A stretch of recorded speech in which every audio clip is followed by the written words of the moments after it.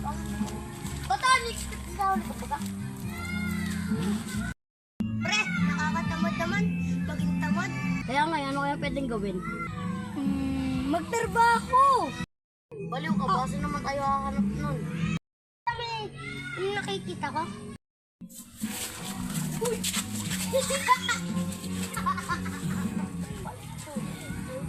Nanti mo, tawagan mo na. Dikta mo. 09 12 84 23 67. Ma'am, totoo po ba yung nakapaksil dito? Abay, anong tingin sa peke?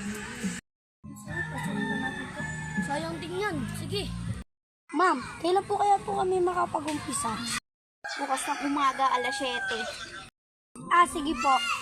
Saan tayo bukas sa may tambayan? Sige, pre.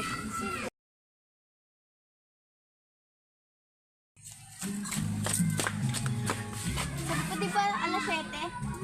7:03 na. Late na kayo ng 3 minutes. Pasensya na ho. Aray.